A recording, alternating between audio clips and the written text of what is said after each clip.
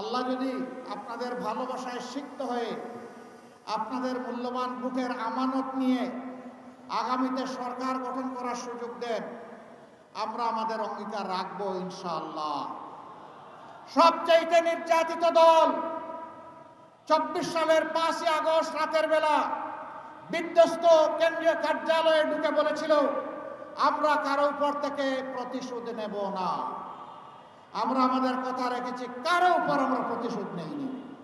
বলেছিলাম যারা মামলা করবেন ন্যায় বিচার পাওয়ার জন্য, আমরা তাদের পাশে তাকিয়ে শক্তি যোগান দেব, তাই আমরা করে যাচ্ছি। কিন্তু আমরা সাবধান করে দিয়েছিলাম, মামলা করতে গিয়ে ধারণাবশত অতীতের কোনো গ্রাস মেটাতে গিয়ে একজন মানুষকে অন্যায়ভাবে মামলার আসামি করা যাবে না। আমাদের সহকর্মীরা আমাদের কথা রক্ষা করেছে। কেউ বলতে পারবে না ভুলভাল কাউকে আসামি বানানো হয়েছে। হাজার হাজার মামলা আমরা দেইনি, জেনুইন কিছু সিম্বলিক প্রতীকী মামলা আমরা দিয়েছি। আমরা বিশ্বাস করি আসল বিচারটা হবে আল্লাহ তাআলার দরবারে, আদালতে, আখিরাতে। দুনিয়ায় বিচারের একটা অংশ হলে দুর্বৃত্তরা অপকর্ম করার সাহস পাবে না। এজন্যই আমরা মামলাগুলা করার অনুমতি দিয়েছি। আমরা কথা দিয়েছিলাম, আমাদেরকে আর্থিকভাবে নিঃস্ব করা হয়েছে, দোকানপাট আমাদের লুটতরাজ করা হয়েছে, চাকরি থেকে তাড়িয়ে দেওয়া হয়েছে, কিন্তু আমরা হারাম চাঁদাবাজির দিকে আমরা হাত বাড়াবো না। আমরা আমাদের কথা রেখেছি। আমাদের সহকর্মীরা চাঁদাবাজি করে না, কারণ আমাদের সহকর্মীরা এই দেশকে ভালোবাসে, মানুষকে ভালোবাসে। যারা দেশ এবং মানুষকে ভালোবাসে তারা মানুষের কোনো ক্ষতি করে না।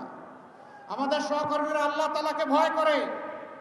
দুনিয়ার পুলিশ আর্মি আমাদেরকে না দেখতে পারে, আল্লাহর নিয়োজিত ফেরেশতারা আমাদেরকে প্রতিনিয়ত রেকর্ড করছেন। আদালতে, আখিরাতে ভালোর জন্য পুরস্কার পাবো, অন্যায়ের জন্য আমাকে তিরস্কৃত এবং শাস্তি পাওয়ার জন্য প্রস্তুত থাকতে হবে। এ ভয় আমরা করি। সম্মানিত ভাইয়েরা, আমাদের প্রমাণ আমরা কিভাবে স্বচ্ছ সৎ থাকবো। আমাদের দুইজন শহীদ নেতা, আমাদের সাবেক আমির শহীদ মৌলানা মতিউর রহমান নিজামী এবং শহীদ সেক্রেটারি জেনারেল জনাব আলী আহসান মোহাম্মদ মুজাহিদ, তারা 3টি মন্ত্রণালয়ে 2 পর্যায়ক্রমে এই 2 দায়িত্ব পালন করেছিলেন। যতদিন ওই সংশ্লিষ্ট মন্ত্রণালয়ে দায়িত্ব পালন করেছেন, সেই সময়টা জুড়ে আমাদের কোনো প্রতিপক্ষ, শক্ত কোনো সমালোচক অথবা শত্রু আঙ্গুল তুলে বলতে পারে নাই যে তারা অসৎ ছিলেন এবং তারা ছিলেন দুর্নীতিপরায়ণ, তারা ছিলেন স্বজন স্মৃতিপরায়ণ। এই কথা কেউ বলতে পারে না। 2-1 নেতা এখন বলছেন, ঠিক আছে আমরা এত অসৎ ছিলাম, আপনারা এত সৎ ছিলেন, তো ছেড়ে গেলেন না কেন? আমরা ছেড়ে যাইনি এই কারণে, অন্তত 3টা মন্ত্রণালয় বেঁচে যাক, দুর্নীতির হাত থেকে রক্ষা পাক, কিছু একটা ঠিকানা মানুষ পেয়ে যাক এবং বাংলাদেশের মানুষের মনে আস্থা তৈরি হোক। ভালো মানুষের হাতে দেশ গেলে সৎ থাকা সম্ভব, দুর্নীতিও দূর করা সম্ভব। সম্মানিত এলাকাবাসী, দোয়া করেন আমরা যেন কথা রাখতে পারি। এখন কথা আসে, জনগণের ভোটে ধরে নেন আপনারা নির্বাচিত হলেন, তাহলে তো আপনারা ওয়াদা পালন করবেন। যদি আপনারা সুষ্ঠু ভোট হওয়ার পরেও নির্বাচিত না হন, আপনাদের নীতি কি হবে? সুষ্ঠু ভোটে যেই নির্বাচিত হবে আমরা তাকে ওয়েলকাম করব। আমরা যদি নির্বাচিত হই তাহলে অন্যদেরকে ওয়েলকাম করতে হবে। এটাই ডেমোক্রেসির এসেন্স, সৌন্দর্য। আমি জিতলে ওয়েলকাম, না জিতলে বিফল কাম, আমি মানি না। এটা বন্ধ হতে হবে। তবে হ্যাঁ, নির্বাচনটা সুষ্ঠু হতে হবে। আলামত ভালো নয়, চতুর্দিকে বিভিন্ন মন্দ আলামত ফুটে উঠছে। মা বোনদের গায়ে হাত দেওয়া হচ্ছে, হামলা করে মানুষ খুন করা হচ্ছে, অফিস পুড়িয়ে দেওয়া হচ্ছে, জায়গায় জায়গায় বাধা দেওয়া হচ্ছে, গায়ে পাড়া দিয়ে ঝগড়া বাঁধানোর চেষ্টা করা হচ্ছে।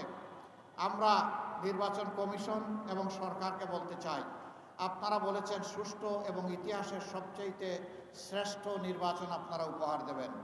এখন পর্যন্ত জনগণ আশঙ্কায় আছে, আশ্বস্ত হয়নি। আপনারা উপযুক্ত পদক্ষেপ নিয়ে জনগণকে আস্থায় আনেন। যদি আস্থায় না আনেন তাহলে ব্যর্থতার দায় আপনাদেরকে বহন করতে হবে। যারা আজকে আমাদের সহকর্মীদের গায়ে হাত দিচ্ছেন, তাদের প্রতি অনুরোধ, ভাই এখন তো ভরা মাঘ মাস, শীত একটু কম হলেও এখনো যদি মাথা গরম হয়ে যায়, চৈত্র মাসে কি করবেন? একটু মাথাটা ঠান্ডা রাখুন। একটু অন্যকে সম্মান করুন। গাল ভরে যে গণতন্ত্রের কথা বলেন, সেই গণতন্ত্রের পথ ধরে হাঁটুন। আপনার কর্মসূচি আপনি নিয়ে যান, জনগণকে বুঝান। এদেশের শতভাগ মানুষকে যদি আপনি আপনার সাথে বুঝিয়ে সুঝিয়ে নিয়ে যেতে পারেন, আপনাকে অভিনন্দন জানাবো। কিন্তু গায়ের জোরে পুরোনো কায়দায় যে কোনোভাবে নির্বাচনকে নিজের অনুকূলে নেওয়ার চেষ্টা করবেন, আমাদের যুব সমাজ ঘুমিয়ে পড়েনি। 5 তারিখ যে যুব সমাজ জেগে উঠেছিল, তারা অতন্ত্রে প্রহরীর মতো আছে। সেই যুব সমাজ জগদ্দল পাথরকে সরাতে পেরেছে। এই যুব সমাজ নতুন পোশাক পরে ফেসিবাদের চরিত্র নিয়ে কেউ আসলে তাদেরকেও ছাড় দেবে না। ইনশাআল্লাহ আমরা তৈরি। ওই যে হাদি বলেছিল, জীবন দিব, জুলাই দিব না। আমরা পরিষ্কার ঘোষণা করতে চাই, প্রয়োজনে দেশের জন্য জীবন দিব, কিন্তু জনগণের অধিকার কাউকে কেড়ে নিতে দেব না। ইনশাআল্লাহ।